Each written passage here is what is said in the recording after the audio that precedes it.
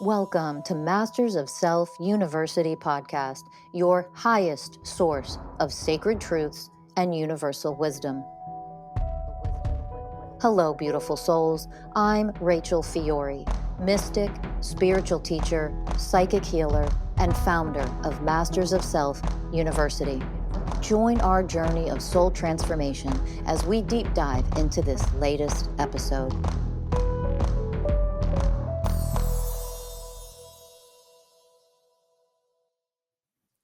Hello, everyone, and welcome to another episode of the Master of Self University podcast. I'm your host, Ellie Lee. And I'm your host, Morley. And today I'm going to be sharing with you something that I've been working through for the past couple of years. And it's all about embracing an aspect of myself that has felt shame for liking certain things. We're going to be talking about being a geek, being a nerd, being cool, and what it's teaching me and the lessons that I'm learning. So I'm going to just start by saying I still like something I liked when I was a kid, and that is called Warhammer. And this is something that I absolutely loved as a kid growing up. I used to go to the Games Workshop. That's the store in the UK. It's in the US as well. And I would see all the grown men doing this, and there was other kids in there learning. And you basically buy these models and you paint them, and then the tabletop kind of like interactive board game kind of thing. And I really enjoy the modeling side of it. I really enjoyed just buying the models, putting them together, painting them, collecting them. I absolutely loved it. And as I was evolving into a teen, there was some friends that still liked this, and there was other friends that didn't. And over the course of the years, as I got deeper and deeper into my teenage life, I felt a lot of shame for still liking Warhammer. And so I stopped doing it, and I kind of put it away. And I carried a lot of shame for still being drawn to it. And over the years, there was always this pull, and every now and again, I would open up the website and go and check it out and be like, wow, like I would just geek out, and I would spend time just looking at it, like, wow, that's so cool. And then a couple of years ago, as I'm doing this work, I felt this tug again. I'm like, oh no, like why do I have to go like down this path? But I kept on feeling the tug, and it amounted to this place where I remember we were in Long Beach in California, and I really wanted to just go into the store and buy something and just enjoy the process again of building a model and painting it. And I remember Ellie, I was like, will you come in with me? And I was so afraid and so nervous, and I felt so much shame for wanting to do this. And I look back now and I'm like, it's okay. Like, allow yourself, Danny, to be into whatever it is that you're into. And I realized that from a young age, I've really just put what I want aside to try and fit in. And it's very sad, because we're all here as very unique individual souls. And we like certain things, and who's to say what you like is wrong? Does it cause any damage or harm to others? Of course not. Just a board game.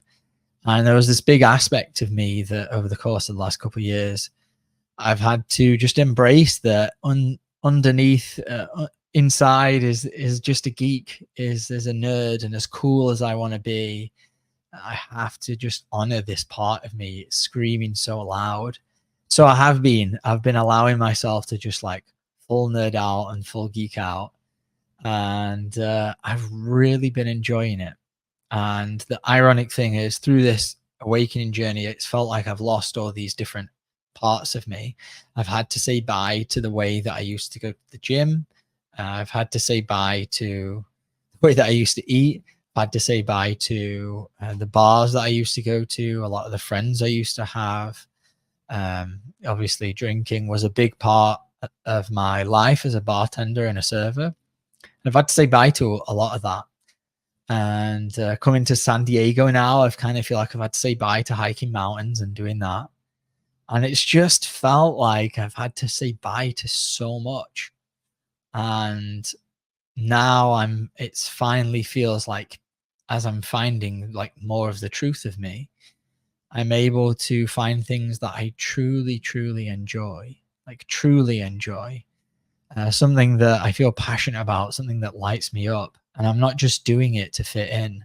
I'm doing it because I feel called to do it. And that's a way more fun place to be. It's a way more fun place to live your life. So we'll just start there. Yeah, I mean, it's funny because most people don't even know what the hell they like. Most people don't even know who the hell they are because we're so conditioned, we're so programmed, and then we live in a world where everybody's such low self-worth, and you have all these influencers and these celebrities telling you to wear that, look like that. You have people like the Kardashians who are just influencing women to get surgery and to do the makeup like this, and nobody's actually their individual, unique soul self. And then you go on the journey of actual true awakening. And then you start to uncover these parts that were riddled with like programs in your scenario. Like I've seen your journey with Warhammer. And like I've seen you like walk into like these stores and like be so nervous and afraid. And like, and it's just so beautiful to allow that part of you to just come up and just completely own it. And then I see how beautifully, when I say lost in it, I mean how focused you are, like how excited you get, like you are in your complete own world, and in that world it just exists, your soul, like, and these little things that you're painting and creating, and it's rad, like totally. Like I think there's nothing more attractive and more appealing in a person who just beats to their own drum, who owns what they love and does not give a flying fuck what anyone else thinks about it. And like all these labels, like that's nerdy, that's not cool, like that's all bullshit. It's all Yeah. bullshit. And there's no freedom in any of that. Yeah. I mean, I know we spoke about this before on the podcast, but what is being cool? Yeah. Like, what is that? What does cool mean? And my new definition of cool is like being wildly authentic, being so true to yourself, whatever that means to you. Like, the less you follow the crowd and the more that you Yes. follow yourself, that's fucking cool. Yes. Going to bed early is pretty cool. Eating healthy is pretty cool. Like, those things are cool, but they're not as cool as like just being you, Yeah. being whatever it is that you are. Yeah, that's the real cool stuff. Like unapologetically authentic. Yeah. There's nothing cooler. Yeah. Yeah. And I really did. I spent a lot, especially as I just got older. Like as I became a teen, I really wanted to fit in. And obviously a lot of that wanting to fit in, there was a multiple drivers behind that. One of the drivers is obviously as a male teen, like I just want to get a girlfriend, want to be the cool one so I can get the, date the prettiest girl. Well, it wasn't even about the prettiest girl for me. It was just like who I was attracted to, and and like, yeah, just so much there around like, oh, I had to be cool. I had to dress a certain way. I wanted to look a certain way. And yeah, making peace with all that. Obviously, I'm in an extremely stable, secure relationship now with Ellie. So for anyone who didn't know who's so that obviously helps, right? But I don't have to go on that pursuit anymore because I'm not looking for it outside of me. Like I'm not looking for that security from her. I find that security from within myself. And that's what this journey is all about. It's about coming back to yourself, mastering yourself, figuring out, okay, I'm being drawn towards this thing. Why? Is it because there is an energy there that's drawing me in that's shameful, wrongful, and like it's drawing me in because I think like it's bad and I feel bad and there's some kind of energetic resonance there? Or is it drawing me in because my soul wants to experience this? And what it's teaching me, or what it's showing me, what it's allowing me to learn, is how to really be present with myself. And I realize now that one of the reasons I was so drawn to this growing up is that I really just felt like I didn't really have anyone. And this hobby of mine, I had myself. And it was a chance for me to escape all of the pain and the disconnection. And it was allowed me to just sit within myself and be with myself. And I'm going through that same process now. And it's incredibly healing to really find something that I'm so interested in and I get raptured in and I'm just like so in it. I can just be with myself and it's teaching me presence. And obviously, I'm learning that as I'm dropping in as well. I'm learning the way of presence, you know, by dropping in and doing the work. But through this hobby, through this medium, it's allowing me to find that and see as well how this kept me very balanced and very sane throughout my childhood. And another thing that it brought on is, and that it's doing again now, is it's reigniting my imagination. And we get brought up in a world that's so disconnected from our creative side, our artistic side, our fantasy side of things. Like, yes, we have things like Harry Potter and fantasy movies, but our schooling system, our educational system, it doesn't foster the connection to mystical, magical things. It severs that connection. All of our society does, our schooling system does. And the older I got, the more disconnected I became from that part of me. And what this hobby of mine is allowing me to do is reconnect to that childlike nature that just wants to imagine and create. And I had to turn that off. I had to turn it off because that's the world that I grew up in. And I had to turn it off because it felt uncool. And for a number of years, I didn't like fantasy movies. I wasn't interested in it. I was only interested in things that were like concrete and in the physical and like very third dimensional. And I never allowed myself to drift off and dream and, you know, be in that creative, imaginative expression. And so this hobby of mine, because it's set 40,000 years in the future, it's all futuristic about alien life. It's allowing me to reconnect with that. It's allowing me to just enjoy the fun of it. Like, why am I doing this? There's no real reason. It's not like I'm doing this to create something that I need in my life. I'm doing it purely for fun.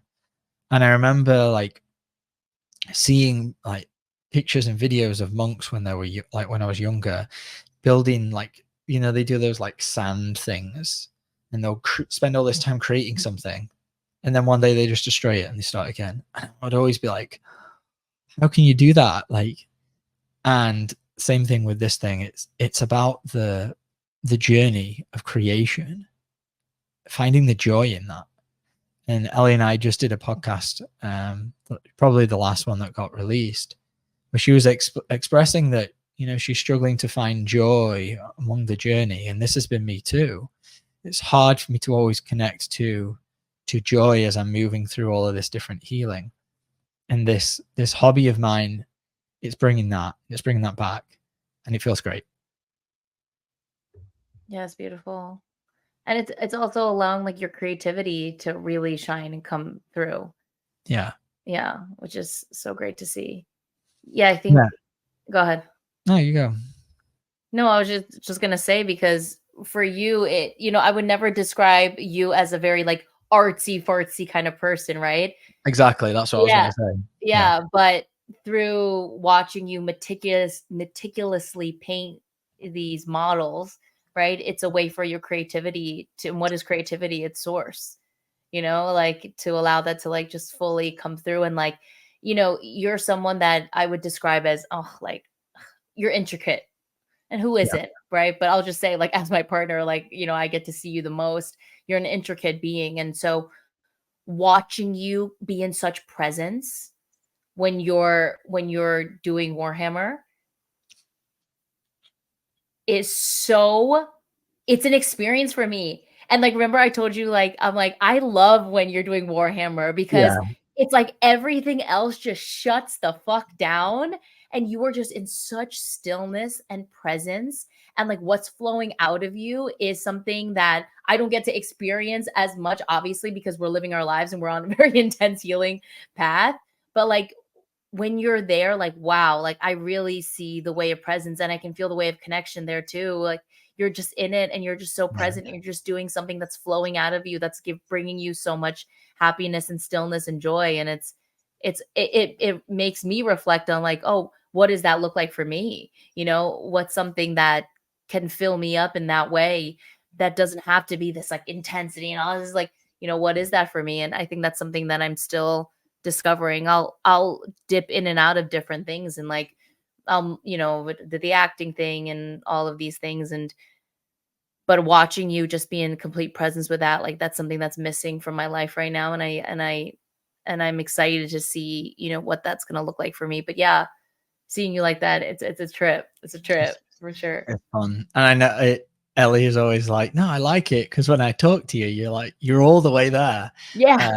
And I'd love for you to comment, but I feel like since I've allowed myself, because there's been so many layers of shame that I've had to heal, and there'll be phases that'll go in and out where I'm like, I'm really drawn to this right now, and I'll spend a lot of time, not a lot, but you know, some of my free time doing it and building and, you know, painting and whatnot. And then I think a layer of shame will get activated. I'm like, this is stupid. This is childish. And then I'll go through that, and then it'll take a while, and it just always comes back. Just always little nudges. And interestingly, when we were visiting my family back in England, I wasn't going through a phase where I was enjoying it. I had a little blip in the fall, and then we went on this trip, and I'd not even thought about it. And while I was home, I was like, I had this feeling. I was like, I need to get my old army and bring it back to America. And I didn't touch it for a long time, I don't think. Maybe I put it out, unpacked it and put it on the shelf. But I just left it. And I realize now, like, I am the way of connection. I listen to those nudges. I listen to those things that say, hey, you should do this. And it just reaffirms the fact that I do get guidance, even though my programs tell me I don't. Yeah. And I listen to that guidance, and I know what it feels like. I might not know all of the time, and I might not listen every time, but when it's something big, I do listen.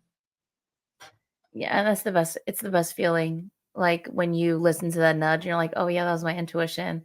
That was my soul guiding me there. And then you follow through with it. Yeah, it's beautiful. Yeah, I remember when we went to England and you were like, I gotta get this set home. I gotta get the set home. It's like, all right. And you did. And like if you look into Danny's office, he's got one section of his room where all his models are laid out beautifully. And It's pretty messy. It's not oh, beautiful. last time I saw it, it looked good. It looked organized.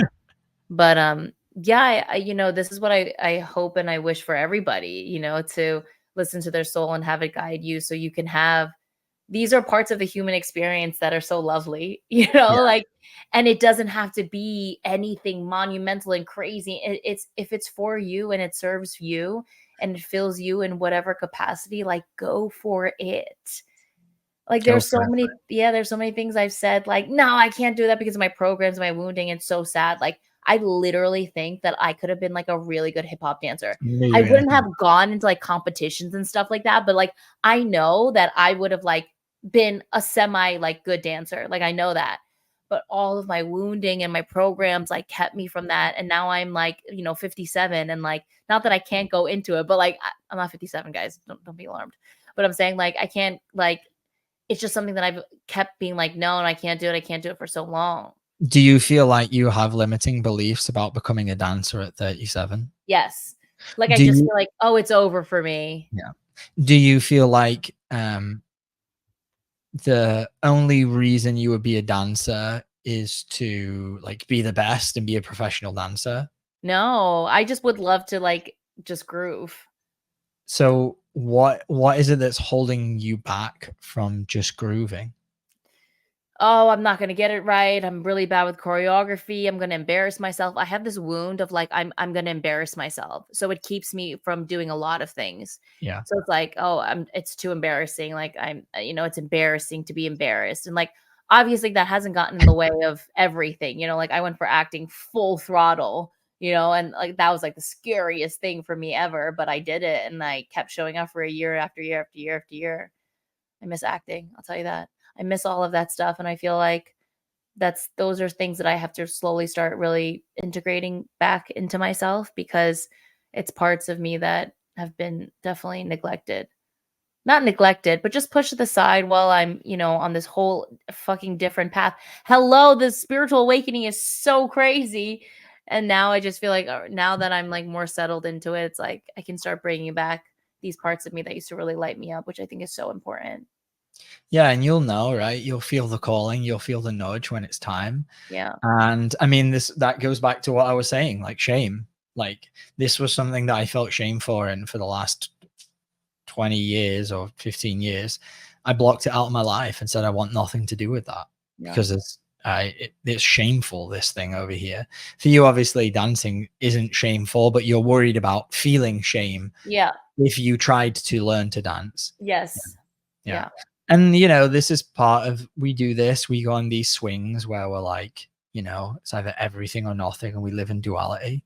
The more that we heal and elevate, we're able to say, oh, maybe I can just do this thing and I don't have to be the best at it. That's what I did with basketball. I love basketball. And then when I wasn't able to like be the best, I was like, I don't want to ever do it again. So stupid. Yeah. Something else that I need to get back into. Yeah. But just to go a little deeper on the old Warhammer hobby, it has its shadow side for me. It is a knife's edge. So while it brings me a lot of joy, while it brings me a lot of presence and connection, while it allows me to escape just a little bit and enjoy living in a different world in my mind for a little bit, it can also be that. It can be a form of escape. And I think this is where the waves would come in, where that energy that's in there for me that's obsessive would grab onto something and then run with it and not stop. And I wouldn't stop because it makes me feel something. And this is the addictive part of me. And it's the same thing that used to happen with alcohol. It's the same thing that happens with me and coffee, me and food, is it makes me feel something good. And I want more of that. And I want more and more and more. And I don't want to stop. And then it consumes me. And my programming, for me, it's a way for me to avoid feeling whatever's in there, the hopelessness, the powerlessness, the depression, whatever's coming up in that moment. If I can just hyper focus on this thing over here, then I don't have to feel all of it. And so what I've learned over the last year is I have to find balance. Whenever someone's looked at my birth chart, this is what astrology says, my birth chart, numerology, this whole life for me is about finding balance. And Rachel has seen this in my energy fields. It's like they go from one extreme to another. And over the course of the last couple of years learning this work, I'm slowly but surely finding balance, and it's happening. And I can see it in this hobby. Like I get really into it and I get really drawn into it. But if I get too into it, I get obsessive, and then eventually it'll get too much and I'll like overdo it. And then I need to take a break. And I'm just trying to now is just be able to dip in and dip out, enjoy it, enjoy the joy, not get obsessed with the joy, and just enjoy it for what it is. And that obviously comes through being okay with feeling what's there when I'm not feeling the joy from the hobby. So it has a shadow side. Often these things that we're drawn to, we have to be careful in seeing, are any of our programs or wounds, are they being activated? Because if they are, it's a beautiful chance for us to do some work. And that's where like the self-awareness piece comes in, of feeling all the subtle energy. And it's beautiful that you can see all that and you can feel all that.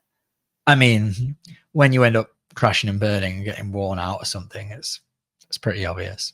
I've also seen it obviously bring up in you like the frustration or like when you can't get it right. Yeah. Yeah, I can go into that as well. Triggers all of my perfectionism programs so beautifully. I get so into this thing and I want it to be, I want it to look a certain way, and I'm not very skilled because I'm new to the hobby. So it triggers the crap out of me. It really triggers me into my frustration programs, my powerless programs, my lack of. I do this thing where I don't want to follow. This is a really interesting program. I don't want to follow like a guide. I want to be unique, and I want to do it the way that I'm imagining, and I want it to come from like my passion, my heart. But then I get triggered into feeling unguided, and it's like, well, you could just follow the guide and do it that way, but you choose to do it this way, and then you start running these programs about not being guided, and that's my inner child right there. And so yeah, it's led to a lot of healing, Yeah. of healing. Yeah. It's beautiful. Keep doing it. I look forward to seeing, what's going to happen with this Warhammer.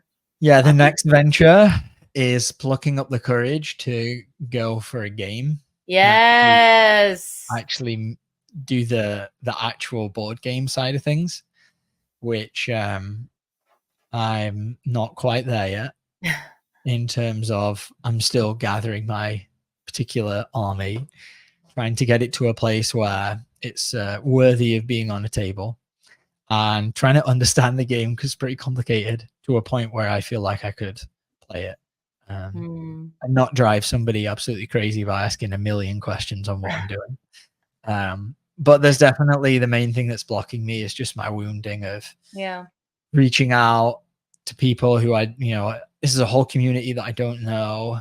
And then like, what am I going to feel for the 3 hours that it's going to take to do this game? All of the energies that are in the room, am I going to be able to, that's all the powerlessness shit I got to heal. Yeah. So that's the next chapter is taking it to the next level and actually like doing the game. Yeah. Hell yeah. You'll get there. It'll be fun. Just like you. Yeah. It's like the worry of being humiliated. Yep. Yeah. So, but it's beautiful. It's just a chance for us to go in and feel it. Like, geez, like, the name of the game is stop running from it. It's just like go into it because, that's where your power lays. So good job. Yeah. Good job. Yeah. Before we wrap up, like one of the beautiful things that I've seen with this is like, it unfolded as an organic byproduct of healing. Yeah. And I don't know how long I've had to work through this. Like, stupid, like, am I going to be doing this forever? I don't know. Yeah. The passion for this might last 6 months, 2 months, 1 year, 3 years, 5 years. I don't know. But what I do know is I'm being drawn to it right now. And so I'm just going to keep going and learn the lessons. And the beautiful thing is through this process of healing, like those little nudges, they just become so loud that you can't ignore them eventually. You wouldn't want to ignore them. Why would you want to deprive yourself of something that you're either interested in, feel passionate or excited about? Why would you want to deny that from yourself? That would be so unloving. And it's just one of the amazing byproducts of healing and actually finding out who you are. And it excites me because I'm like, I wonder what else is lurking inside. What are the parts of me that I've not found yet that actually enjoy? Like there's other things out there that I enjoy that I forgot that I enjoyed when I was a kid, or maybe I'll just evolve into enjoying. It's very exciting. Awesome. Thank you for sharing all of that. And to anyone at home, I hope this inspires you to go listen to whatever your soul is guiding you to do and then heal all the wounds of like, this is stupid and I have shame and I don't want to be humiliated. Like, God damn, you're weird. Or weird, or it's not cool. Weird. All of that, just alchemize that shit and create what cool means for you. Okay, that's the coolest thing ever. All right. To anyone out there, if you ever want to work with us, visit us at mastersofselfuniversity.com to do the real work on the soul level. Set up a free consultation and learn how to work with us one-on-one or in a group class. Check out Rachel's book, The 20 Universal Ways of Oneness. It is out on Amazon. And remember to share, like, subscribe, give us 5 ratings, all the good stuff. Until next time, we'll see you guys then. Bye. Bye.